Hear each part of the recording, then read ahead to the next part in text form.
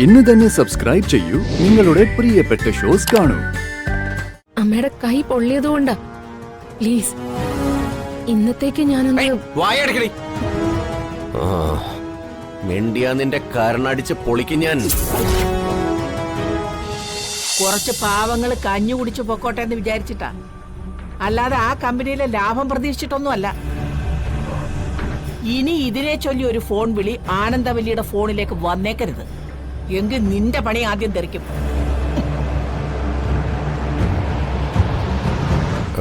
ചേച്ചി, ആ, നിന്നെ വിളിപ്പിച്ചത് ചില പ്രധാന കാര്യങ്ങൾ പറയാനാ.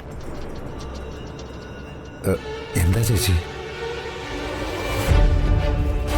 ഈ വിവാഹബന്ധം എന്ന് പറയുന്നത് തുല്യതയുള്ളവർ തമ്മിലായിരിക്കണം.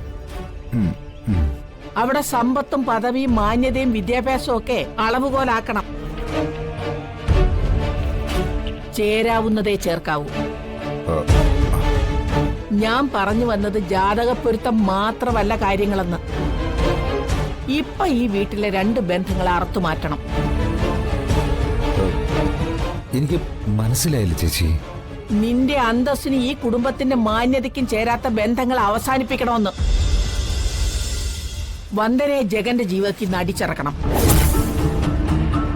ഹരിതയും മനോജുമായിട്ടുള്ള വിവാഹബന്ധം വേർപെടുത്തണം. അത് ചേച്ചി, ഈ അടുത്ത കാലത്തൊരു സ്വാമിജി ഇവിടെ വന്നിരുന്നു. സ്വാമിജിയെ? എന്നിട്ട്?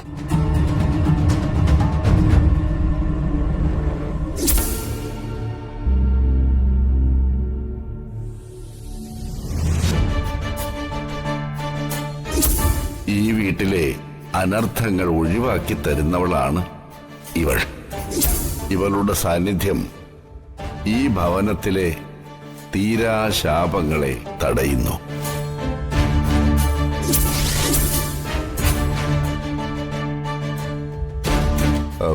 സ്വാമിജി അങ്ങനെ പറഞ്ഞ സ്ഥിതിക്ക് സ്വാമിജി മൊണ്ണാംകൊട്ട.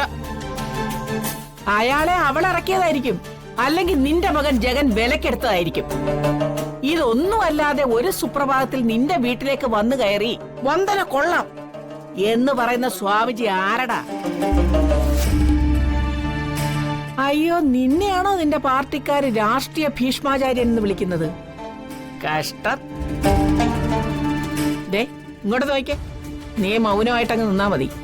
കാര്യങ്ങളൊക്കെ ഞാൻ ചെയ്തോളാം. കേട്ടല്ലോ?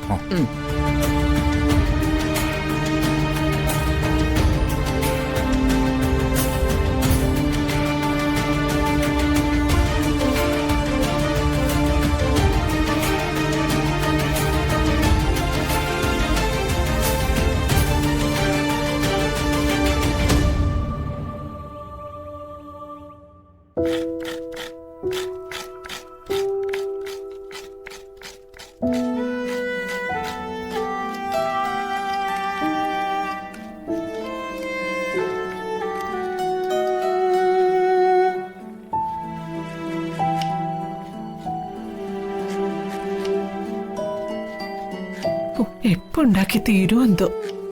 ആളുകളൊക്കെ എത്താൻ സമയാവുന്നു. വയസ്സായപ്പോ ഇപ്പൊ പഴയതുപോലെയൊന്നും ഓടി നടന്നു ചെയ്യാൻ പറ്റുന്നില്ല. വന്ദനയൊന്ന് നേരത്തെ വന്നിരുന്നെങ്കിൽ ഒരു കൈസഹായം ആകുമായിരുന്നു.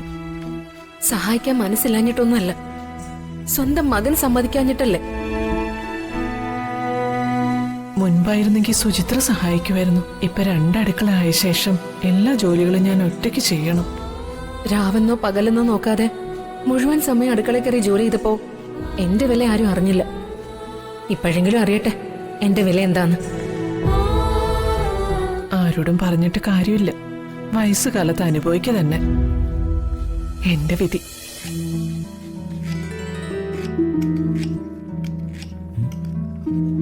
എന്താ ചന്ദ്രു നീ പെറുപെറുക്കുന്നേ?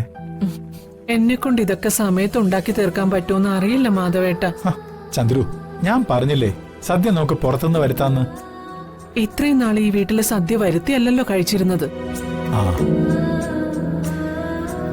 ഇത്രയും നാളത്തെ അവസ്ഥ അല്ലല്ലോ ഇപ്പോ. ഞാൻ തേങ്ങ തിരുമ്മി തരാം. ആ,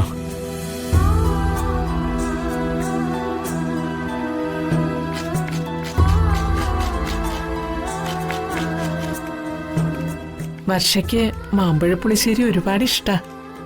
എത്ര സമയമില്ലെങ്കിലും അതും കൂടി ഉണ്ടാക്കണം. ഗർഭിണിയായിരിക്കുന്ന അവസ്ഥയില് പുറത്തുനിന്നുള്ള ആഹാരമൊന്നും വിശ്വസിക്കാൻ പറ്റില്ല.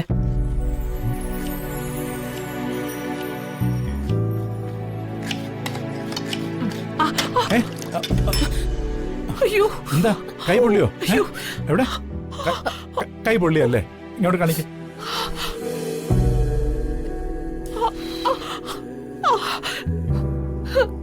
ശ്രദ്ധിക്കണ്ടേ? അയ്യോ അമ്മ, കൈ പൊള്ളിയല്ലേ? അമ്മ മാറ്, പാചകമൊക്കെ ഞാൻ നോക്കിക്കോളാം. വേണ്ട മോളെ, പ്രകാശം കണ്ട അതൊക്കെ പ്രശ്നമാവും. അതൊന്നും സാരമില്ല അമ്മേ. സുചിത്രേ, അത് അച്ഛനൊന്ന് വെറുതെ ഇരിക്ക്. നിങ്ങൾ ഇങ്ങനെ കഷ്ടപ്പെടുമ്പോ അതൊന്നും കണ്ടോണ്ട് നിൽക്കാൻ എനിക്ക് പറ്റുന്നില്ല. മോളെ, പ്രകാശം കണ്ട അമ്മേ, ഒരു പെണ്ണിനെ താലി കെട്ടിക്കൊണ്ടു വരുമ്പോ അവൾക്ക് കിട്ടുന്നത് ഭർത്താവിനെ മാത്രമല്ല, അച്ഛനും അമ്മയും കൂടിയാ.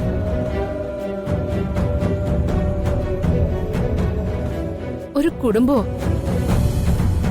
ഞാൻ ഇന്ന് വരെ നിങ്ങളെ കണ്ടിട്ടുള്ളത് അമ്മായി അമ്മയും അമ്മായിയച്ഛനായിട്ടൊന്നും അല്ല, സ്വന്തം അച്ഛനും അമ്മയായിട്ടാ.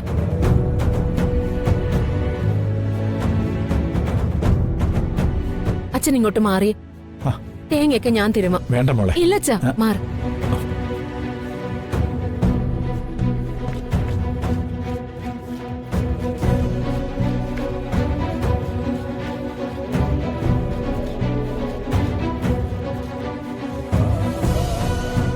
പായസം ഏതാ അമ്മേ? പാലടയാണോ? എന്തിന് പാലട മാത്രമാക്കുന്നു? പായസേ 4 തരായിക്കോട്ടെ. ആ, തേങ്ങ തിരുമ്മി കൊടുക്കുകയാണല്ലേ? പ്രകാശേട്ടാ, അത് ദേ, നിന്നോട് ഞാൻ കുറച്ചു മുമ്പേ കാര്യങ്ങളൊക്കെ പറഞ്ഞ് മനസ്സിലാക്കി തന്നേയുള്ളൂ. നിനക്ക് അടുക്കള മാറിപ്പോയിട്ടൊന്നുമില്ലല്ലോ? അത് അമ്മയുടെ കൈ പൊള്ളിയപ്പോ. പാചകം ചെയ്യുമ്പോ സൂക്ഷിച്ചില്ലെങ്കിലേ കൈയും കാലൊക്കെ പൊള്ളും. അത് സർവ്വസാധാരണ. കണ്ണി കണ്ടവർക്ക് കുശ്രീപ്പണി ചെയ്യാനൊന്നുമല്ല ഞാൻ നിന്നെ ഇങ്ങോട്ട് കെട്ടിക്കൊണ്ടുവന്നത്. എനിക്കും എന്റെ മോനും ആഹാരം പാകം ചെയ്തു തരാനാണ്. പ്രകാശേട്ടാ, അമ്മയുടെ കൈ പൊള്ളിയതുകൊണ്ടാ.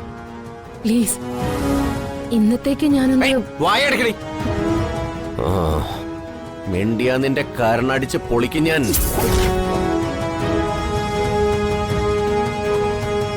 നീ നിന്റെ ജോലി ചെയ്താ മതി കേട്ടോ. മോള് പൊയ്ക്കോ. എന്റെ വയറ്റി പറക്കേണ്ടിയിരുന്നത് നീയായിരുന്നു.